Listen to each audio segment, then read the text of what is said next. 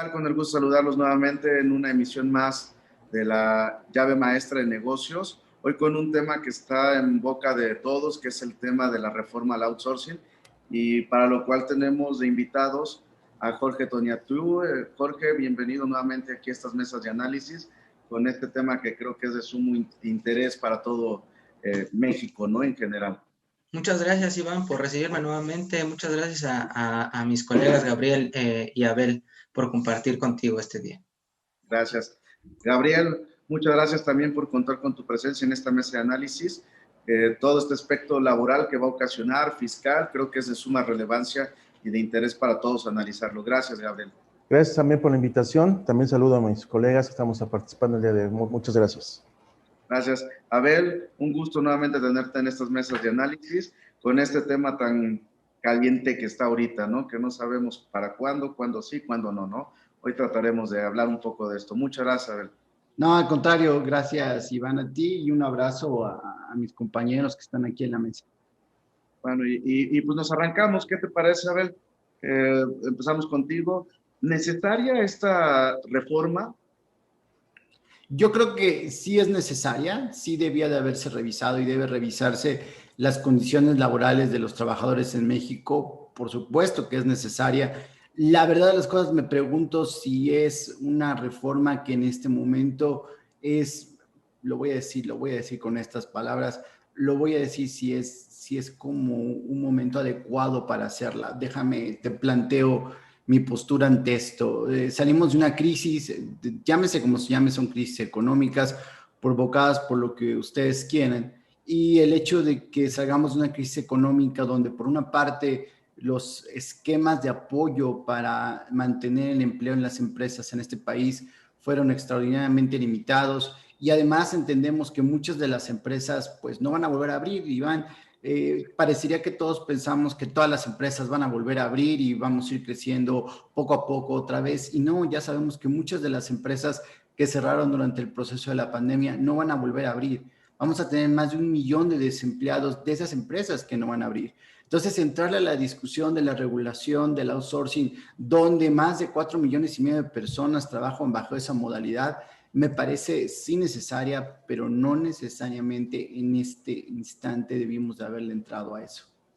No los tiempos, ¿no? Tal vez. Me parece que los tiempos no son ni cerca adecuados. Okay. Gabriel, ¿son los tiempos de esta reforma necesaria? Comparto la idea del licenciado Abel en ese aspecto de que no son los tiempos. Si bien es cierto, la iniciativa fue planteada en tiempos año 2019, entre 18 y 19 fue planteada la iniciativa, se presentó apenas el 11 de noviembre del año 2020. Si bien es cierto, sí, de acuerdo, hay muchas cosas que obviamente hay que analizar, hay que platicarlas, pero no son los tiempos, dado de que vamos a necesitar fuentes de empleo. Y lamentablemente en lo que la gente, sobre todo los patrones, se comienzan a acomodar en este sentido, en las nuevas regulaciones del outsourcing, sí va a quedar un poquito difícil la situación. Es decir, en primer lugar, se tiene que posponer, abiertamente lo digo, se tiene que posponer cuando menos al siguiente periodo ordinario de sesiones, que es en septiembre, en ese sentido. Yo comparto esa idea y sí, yo considero que no es el tiempo para hacer esta iniciativa todavía. Gracias, Gabriel. Jorge, mismas preguntas. Gracias. Yo creo que era momento, los cambios económicos y políticos del país y esta coyuntura nos obligan a pensar en el bienestar de los trabajadores, y creo que hay algo muy importante que hace falta a la discusión y es un poco de contexto sobre los procesos de liberación económica que generaron que economías como la nuestra, en vías de desarrollo, pues vivieran transformaciones profundas desde hace varias décadas, en el entorno empresarial en lo particular, ¿no? A México llegaron pues empresas transnacionales con esquemas diferentes de empleabilidad, que fue algo que asumimos con el tiempo, y en términos generales diría que la globalización, y esto quisiera puntualizarlo nada más para dar este breve contexto, en términos generales la globalización modificó las relaciones laborales de los espacios productivos, provocando efectos sobre el empleo los salarios, la especialización productiva en el país, ¿no? En la literatura económica esto se conoce en términos generales como integración al comercio internacional, si quieren verlo así, o desintegración productiva. Ya es donde está el outsourcing, el networking production, el global chain production, y todos estos procesos que se han ido desarrollando en el tiempo, ¿no? Ha habido una mayor dependencia productiva entre México y Estados Unidos a partir de los tratados de libre comercio, lo que en algunos sectores ha generado precisamente esta relocalización de plantas enteras, ¿no? Procesos productivos aislados tal vez de Estados Unidos a México. Sin embargo, este cambio nunca generó una correlación positiva en la generación del empleo en nuestro país. Las transformaciones tecnológicas al final, asociadas a la posibilidad de organizar etapas de la producción en módulos independientes y procesos de estandarización de partes y componentes a la par de rápidas alteraciones de los patrones de consumo, ha sido el eje de la organización económica contemporánea, y esta desverticalización o externalización de la producción es esa consecuencia. Hay un estudio bien reciente que salió en la revista una de las revistas de la UNAM, se me fue el nombre, Procesos del Desarrollo me parece, donde hace un estudio comparado, hace un estudio a partir de las reformas de 2012, cuando se implementan precisamente estos últimos cambios a la ley bueno, se implementa la subcontratación o se enmarca en la legislación, en la Ley Federal del Trabajo. Y revela o demuestra a través de procesos econométricos cómo ha sido perjudicial para la gran masa de los trabajadores del país, ¿no? En términos de beneficios sociales y de ingresos también salariales, porque estamos hablando de que hace 15 años alrededor del 35%, el 30% de los trabajadores en el país ganaban menos de 2 salarios mínimos. Hoy es el 50%. Hace 15 años ganábamos, el 11% de la población ganaba arriba de 5 salarios mínimos. Hoy es abajo del 4%. Entonces hemos visto una degradación, una precarización laboral que va increciendo y pues simplemente no se puede justificar en el tiempo. Entonces tiene que haber procesos que no es una legislación que ya vaya a empezar, sino que se sigue discutiendo en este periodo legislativo, en febrero, y puede ser que dure un poco más en las cámaras su discusión. Ok, gracias, Jorge. Creo que tenemos que entender la dualidad, que no hay empleados sin empleador y no hay empleador sin empleados.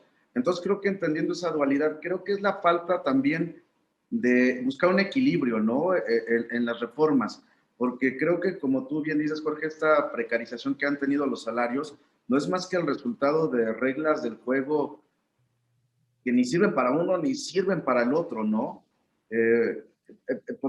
Yo, por ejemplo, creo que como dice el presidente Andrés Manuel López Obrador, si ya detectamos que hay empresas que dan de baja a los trabajadores en diciembre, pues mándales la auditoría, ¿no? Tiene esa facultad.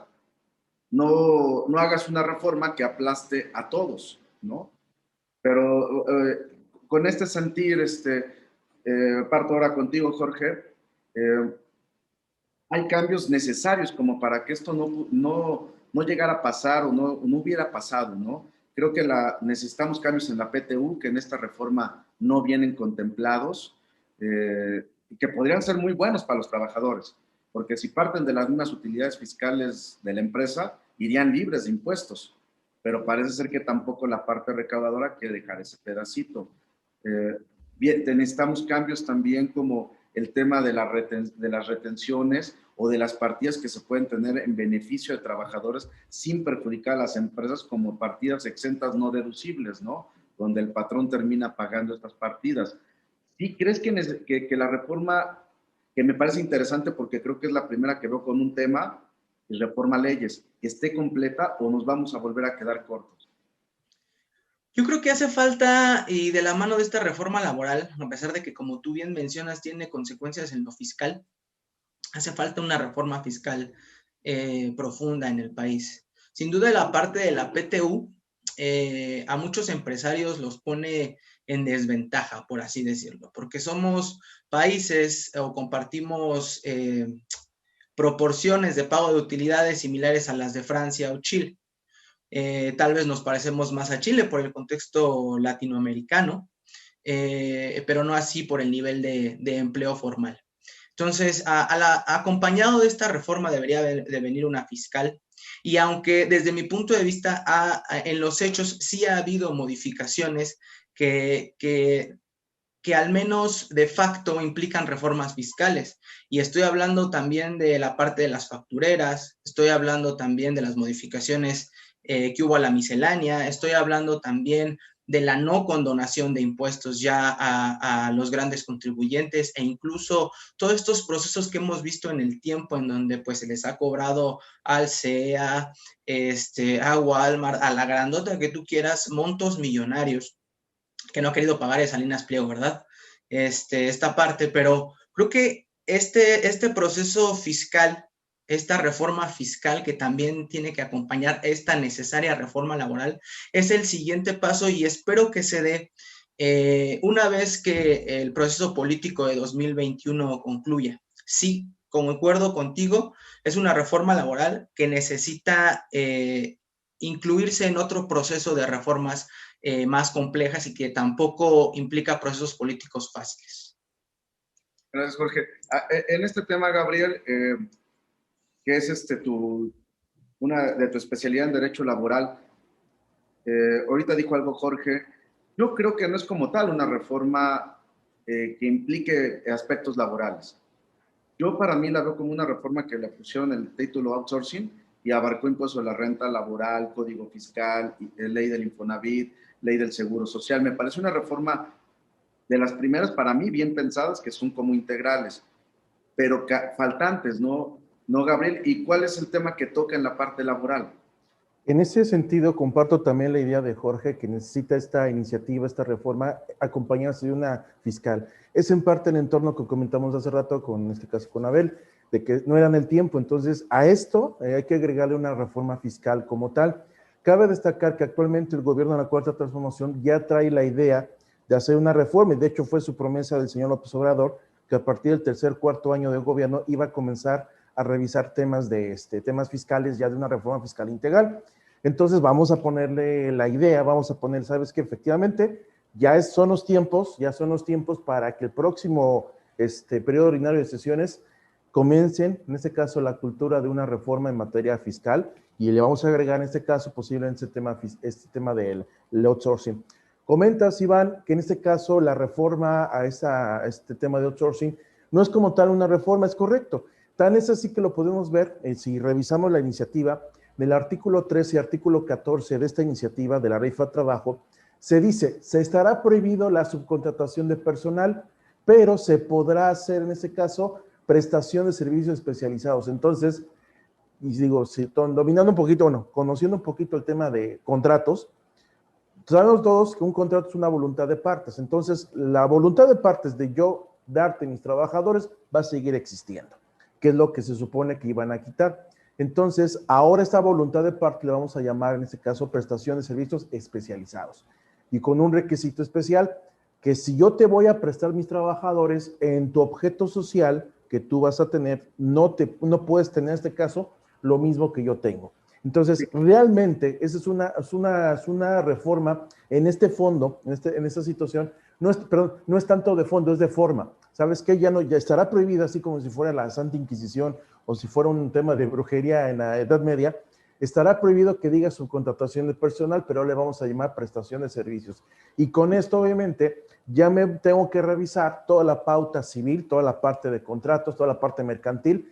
Y aquí surgió en este caso, obviamente, un cambio completamente en el chip de aquellas personas que manejan este tipo de empresas, y sobre todo los que asesoramos este tipo de empresas, de ya no llamarles subcontratación, sino llamar en este caso prestación de servicios especializados. Iván. Sí, claro, creo que también, como lo dijimos ahorita, creo que sí es un tópico que pusieron outsourcing y que hicieron varios cambios, pero creo que también, salvo lo más motivacional, puede ser la multa, que va hasta 4 millones. Creo que no está siendo algo que de fondo pueda concluirlo, ¿no? Y sí hay gran abuso, ¿no, Abel? En este sentido, estamos viendo ahorita que inclusive tuvimos hasta un un actor fabuloso que hasta en los medios salía a promocionar el outsourcing y que hoy tiene un medio de aprehensión, ¿no? Y se puede caer todo y que se van a ir al 69B y se van a ir a las empresas que utilizaron esos servicios a cobrarles impuesto a la renta, a cobrarles IVA, ¿no? Como si fuera la siguiente alcancía para este año, ¿no?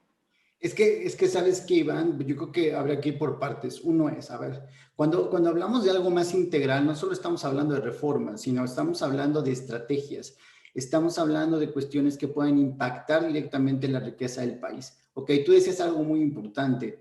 El prestador del empleo, aquel que nos da empleo, aquel que está en la empresa y el que tiene un empleo, la persona que busca un empleo todos los días. A ver, si tú vas a entrar a regular a las empresas, que hoy creo que nadie puede no reconocer, que en su gran mayoría dan el empleo de este país, ¿por qué antes de regularlas no te pusiste a ver y hacer condiciones para que existan más empresas? De verdad, Iván, lo que le sobra a este país es dinero, lo que le faltan son ideas para crear empresas. Si tú tienes una buena idea, vas a conseguir el dinero para hacer una empresa, pero también debe de haber un promotor, alguien que pueda impulsar el crecimiento de las empresas, que existan más empresas disponibles, que las empresas compitan por las personas. Esto es, yo voy a estar dispuesto a pagar más por ella si yo tengo que competir por traer a los mejores talentos de mi empresa. Ahora, por otro lado, o sea, una reforma de este tipo también tiene que hacer una reflexión del regulador. ¿Cuál es la actividad y cuál ha sido la actuación del regulador en estos años para poder supervisar a las empresas que verdaderamente están abusando de este tipo de esquemas?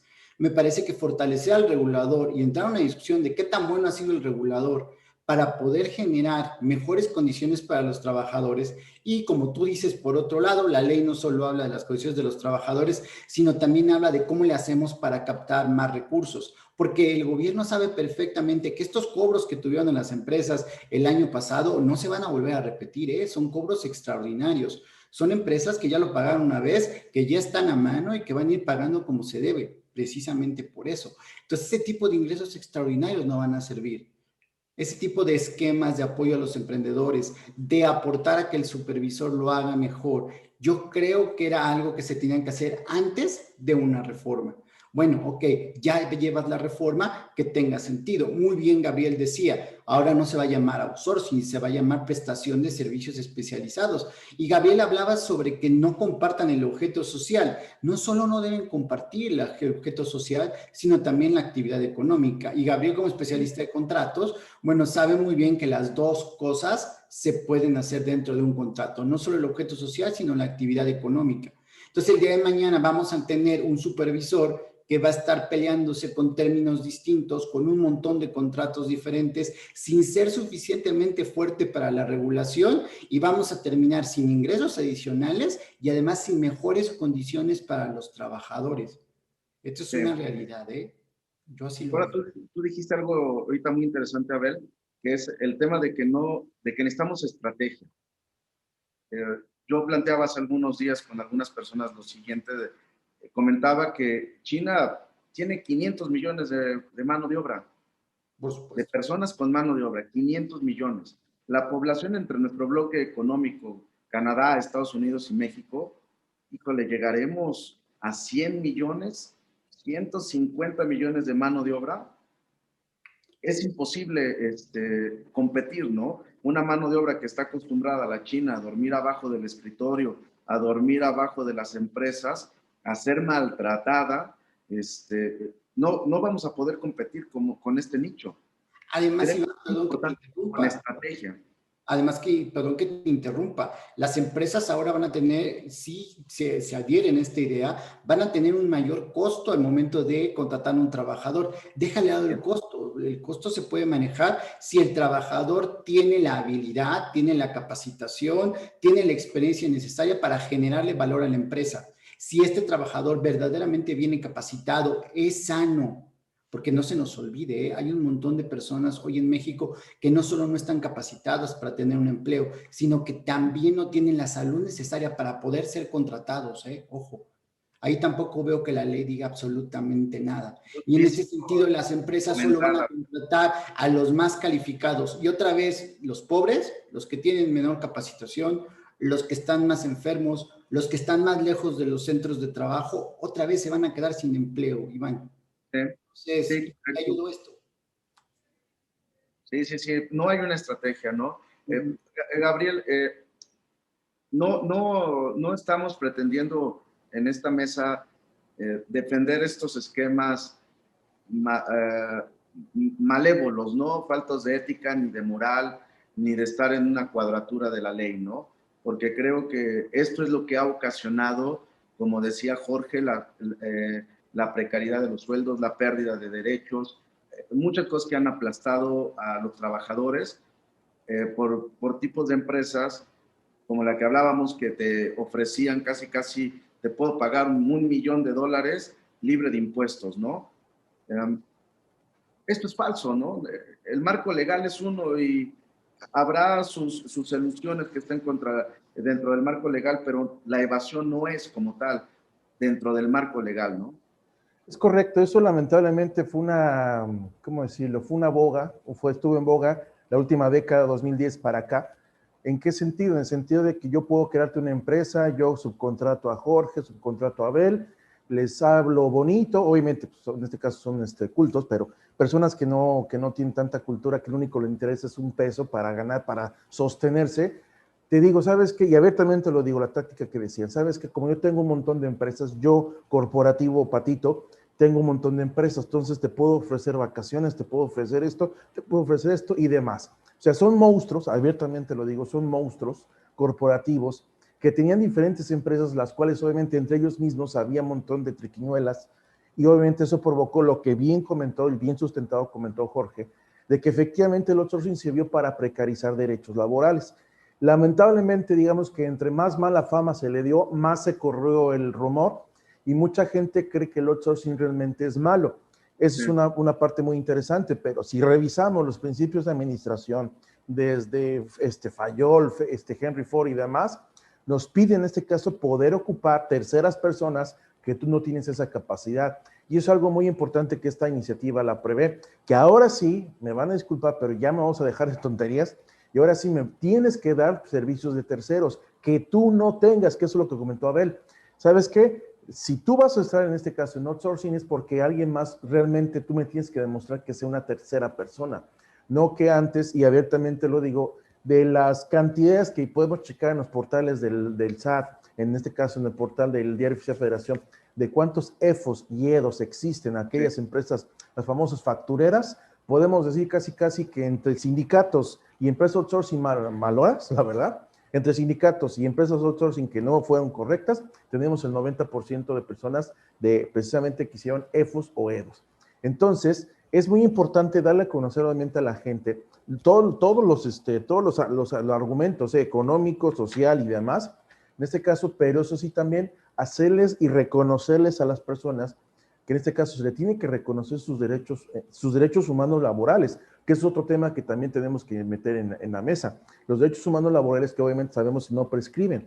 Entonces, tarde o temprano los trabajadores tienen que reaccionar, decir, ¿sabes qué? Ok, esa es la forma, porque tengo que ser equipo. Después de la pandemia, que es una parte también muy importante, ¿cómo vamos a quedar como industrias en este caso? Porque se comentó al principio, muchas empresas ya están en este caso, si acaso viviendo prácticamente con lo que traen en la bolsa, pero otras empresas posiblemente sobrevivan o se van a crear más. Así que eso es un mundo de diversidades, ¿no? Pero aquí lo importante es darle a conocer a los trabajadores que ellos tienen que defender sus derechos, obviamente, pero con razón de ser. No se dejen llevar por temas demagógicos como tal. Sí, claro, es correcto, Gabriel. Jorge, ¿tú sí visualizas que estos cambios en las leyes eran necesarios o con las leyes que teníamos era hacer que se respetaran? Porque No, yo hablamos creo que de eran... varios mecanismos, ¿no? Como el 69B, las visitas domiciliarias, el ver, ya el secreto bancario se pierde desde el 2005, tú ya sabes lo que depositan. Creo que era instrumentar a lo mejor mecanismos que pudieran darte esa información, ¿no? Yo considero, como al principio nos preguntaste, que eran cambios necesarios. Y creo que a lo largo de la plática han surgido comentarios que fortalecen este punto de vista. Por ejemplo, se dijo en un momento, bueno, que revisen más, que supervisen más. y tiene toda la razón. La Secretaría del Trabajo en algunas ocasiones dijo, nosotros llegamos a la Secretaría del Trabajo, oye, ¿cuántas inspecciones se hizo a partir de la reforma de 2012? Cero inspecciones. Bueno, entonces empezaron a hacer las inspecciones necesarias para ver qué estaba pasando o qué es precisamente lo que ustedes están comentando. Y se fueron encontrando con una realidad abrumadora en muchos sentidos, en donde, pues ya lo dijeron los datos, a ver, en diciembre se caía la nómina, ¿no? Se cerraba la empresa, cada 3 meses cambiaba la razón social, cada 3 meses cambiaba la razón social. En México se calculan alrededor de 4.6 millones de trabajadores bajo el esquema de subcontratación. La revisión que hizo la Secretaría del Trabajo, estas que empezó a hacer hace un par de años, señalan que fueron alrededor de 1 millón de trabajadores los que encontraron en outsourcing ilegal, por así denominarlo, ¿no? Sin embargo, también hay estimaciones de la propia Secretaría del Trabajo, comentarios en las mañaneras y en otras entrevistas en donde dicen, bueno, tal vez no sean nada más 4.6 millones de trabajadores, es probable que sea una subestimación. Y fíjate nada más que con la reacción que ha habido de todas las industrias del país, no hay una que no se haya quejado de las modificaciones a la legislación, pues se antoja que sean muchísimo más de 4.6 millones de trabajadores los que estén afiliados bajo este esquema de subcontratación. Y es que sí, también tienen razón cuando comentan, hay que hacer mecanismos, políticas públicas para crear mejores empleos, para incrementar la mano de obra formal del país. No cualquier mano de obra formal. Una mano de obra formal con derechos que están en la Constitución, ¿no? Nuestra Constitución de 1917 fue algo sui generis del momento, algo que muchos otros países emularon, siguieron, precisamente por ser una segunda generación de derechos en donde no se veía el individuo, sino se veía la comunidad, y era la sociedad entonces de trabajadores la que estaba en el centro. Desafortunadamente en nuestro país ha habido sindicatos charros, también ya se mencionó un poco, que no han defendido como se debe a los trabajadores. Se habla, por ejemplo, de que el 50% de los trabajadores de la banca, del sistema financiero, está bajo este esquema, ¿no? Y entonces, ¿qué dice la banca? Pues es que la parte de la PTU como que no está tan padre repartirle a ese 50% que yo tengo subcontratado parte de las utilidades que me voy a llevar a España, ¿no? Y entonces ahí es donde uno tiene que poner en la balanza, y estoy hablando de Bancomer, evidentemente, y de los bancos españoles. Ahí tiene uno que poner en la balanza muchas cosas, no nada más las modificaciones que está haciendo este gobierno, que por cierto, ha habido otras modificaciones que son muy buenas para los trabajadores. El incremento al salario mínimo. Y no porque todos ganemos en salarios mínimos o porque ganemos con base al salario mínimo, sino porque gracias a estos incrementos se ha visto la trayectoria del salario promedio también ascender sin inflación, que era, parece que el mayor miedo de Carstens, ¿no? El director ahorita del BIS, el que fue el director de Banco de México, que fue secretario de Hacienda, no suban el salario mínimo porque va a haber una inflación terrible en el país. Pues mira, este gobierno también ha llevado esa política pública en beneficio de los trabajadores, ¿no? Entonces yo creo que sí, son muchas cosas, pero sí la pregunta original con que empezaste este segmento fue, ¿era necesario? Yo creo que sí era necesario, a pesar de la legislación como la tuviéramos, por la evaluación que ya hizo la Secretaría del Trabajo y las mesas de trabajo que ha tenido a lo largo del tiempo. Gabriel, gracias, Jorge. Se termina... ya ahorita me quedó a todos muy claro de que cambiaremos de subcontratación a servicios especializados. Pero yo creo que de verdad lo que el objetivo a atacar son a estas empresas factureras, o sea, realmente, porque si escondo que pago nómina y te vendo una factura para poderle pagar a la gente por N cantidad de conceptos que yo creo que todos aquí en la mesa los conocemos, pero que el empresario no los quiere saber o escuchar muchas veces, ¿sí será el fin de estos conceptos especulativos? Es muy interesante lo que comentas, en este caso, Iván. Se supone que esa reforma viene a colación de la famosa reforma penal fiscal de 2020, la del si me acuerdo, 113 bis de código. ¿No? Exactamente, y sobre todo con la repercusión que tenemos en el fondo del famoso 5A de código, que me pide la famosa materialidad, la sustancia económica y todo eso. Entonces, si congeniamos tanto la amenaza que ya existe, de que se te puede, en este caso, cuando menos, vincular a proceso por un tema, una conducta antijurídica que está señalada de Códigos de Federación, más, en este caso, con este caso señalas esto, y en la reforma de 2019, la reforma laboral de 2019, hay una parte interesante también aquí, que aquí se puede correlacionar. Si te andas portando mal en materia laboral, aguas porque se te puede dar, en este caso, una condición similar al 113 bis. ¿Qué quiere decir con esto? Que si tú emites CFDI de trabajadores por andar simulando cosas, se te puede vincular a proceso. Obviamente ya el tema procesal penal ya es otro show, pero en este caso, cuando menos ya existe la amenaza. Eso quedó bastante interesante en esa situación. Entonces, esto nos obliga a no andar simulando, esa es la realidad, no andar simulando cosas que no debemos. Sí, entonces, lo primero que no puedes simular es precisamente los principios que busca, en este caso, el derecho laboral, que es el tema, en este caso, ayudar a los trabajadores con un mejor salario. Entonces, sí, por ahí yo siento que sí les hace falta un poquitito más de detalle en este tema, pero obviamente se nos deja a los especialistas, lo comentó hace rato Abel, esa asesoría íntegra que debemos de darle para ver precisamente, cumpliendo el marco jurídico, por supuesto, jamás yéndonos al lodo oscuro de la fuerza como si fuera tema de Star Wars, este tema, ¿no? De que andamos ahí queriendo simular las cosas, ¿no? Entonces, obviamente con esto, y casi siempre lo pongo a colación, surge un tema que es bastante interesante, que es el sistema de cumplimiento laboral, el compliance laboral. Ok, ¿quieres andar quieres cumplir con todo? Con mucho gusto, revisa cuáles son tus obligaciones y entra en las 4 plataformas que te pide compliance para, obviamente, ya plasmarlo. Y tú como empresa, ya no llamamos outsourcing, sino empresa que vas a prestar servicios especializados, puedes ofrecer como tal. Entonces, desde la contratación del trabajador hasta la factura que vas a emitir, todo el proceso que debes de tener, obviamente, con todas las repercusiones, reglamentos, contratos y demás, que obviamente sería otro tema, ¿no? Pero sí siento interesante esta reforma, acompaño la propuesta, pero yo siento que por ahí le falta un poquito más y le agregamos, insisto, con el tema que ya son los tiempos de la reforma fiscal de la Cuarta Transformación. Esperemos que exista esa reforma, ¿no?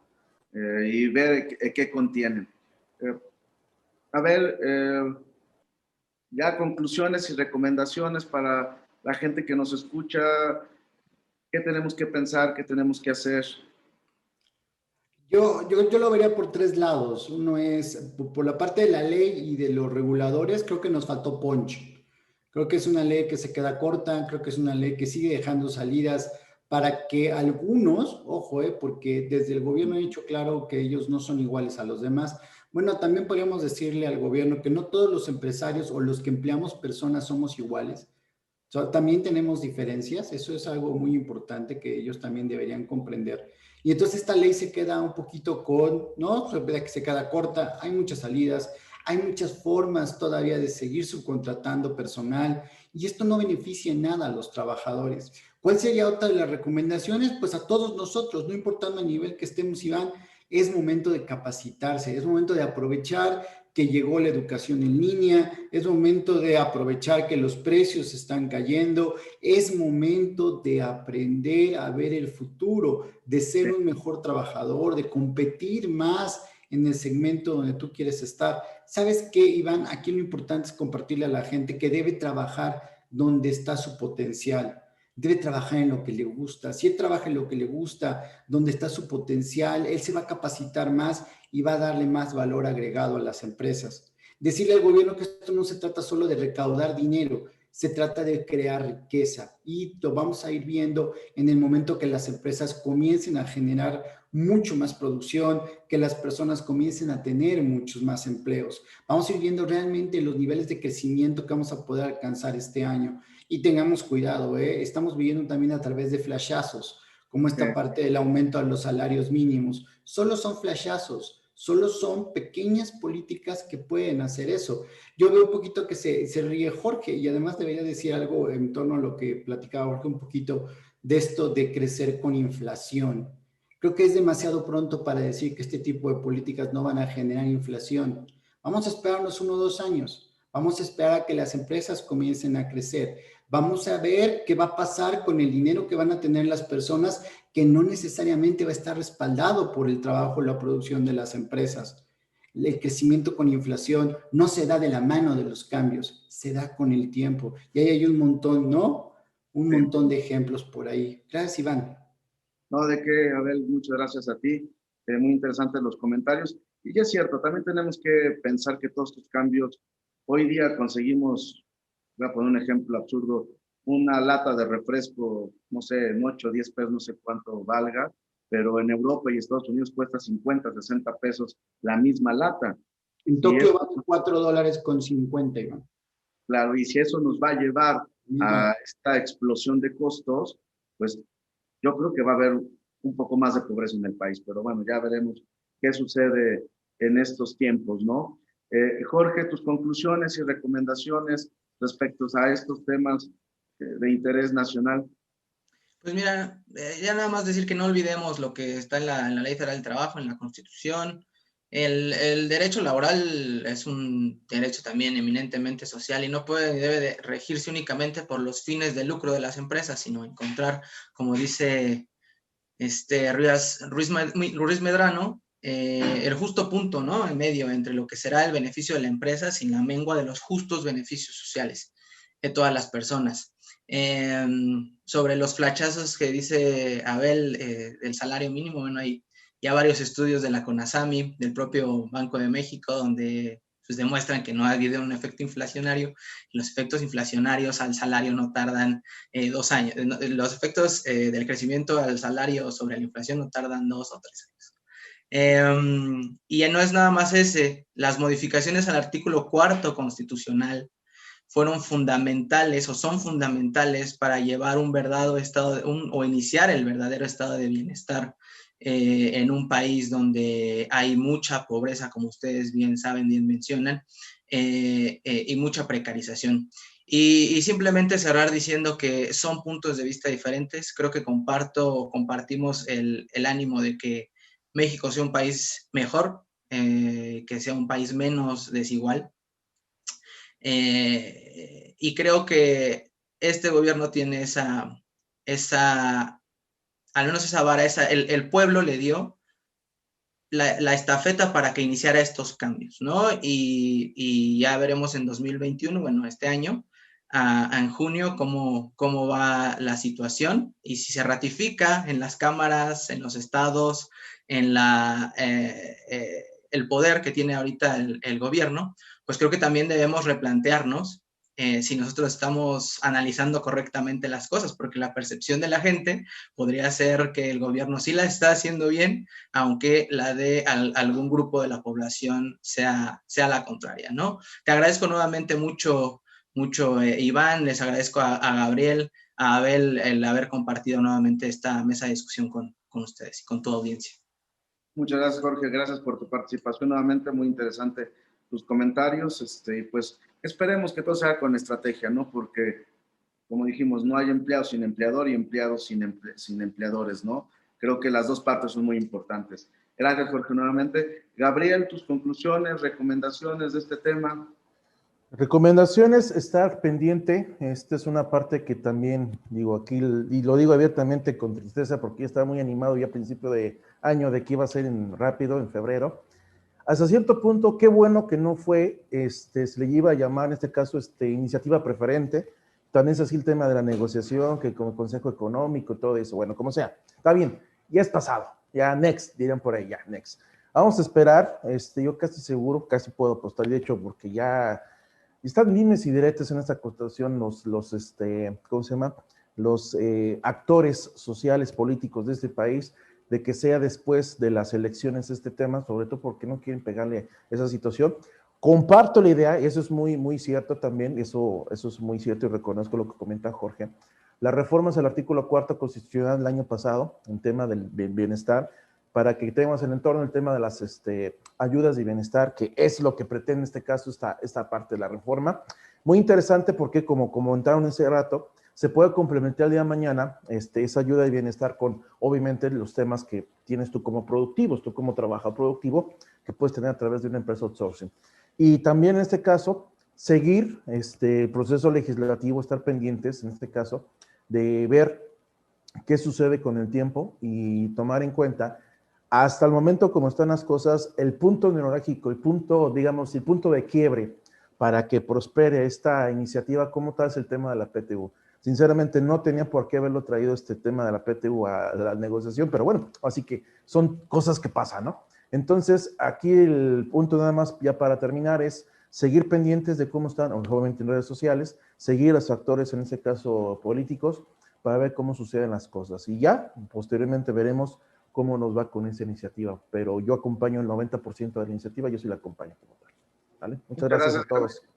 Muchas gracias. Muchas gracias a Abel, Gabriel y Jorge por el tiempo que nos han obsequiado para esta mesa de análisis de la llave maestra de negocios. Los esperamos próximamente, siempre son muy enriquecedores sus comentarios y pues a todos los que nos están escuchando y viendo los invitamos a que nos sigan a las redes sociales y comprometemos al panel a seguir mandando información sobre este tema tan importante. Muchas gracias a todos y nos vemos pronto en una nueva mesa. Hasta luego, gracias. Hasta luego, gracias a todos, hasta luego.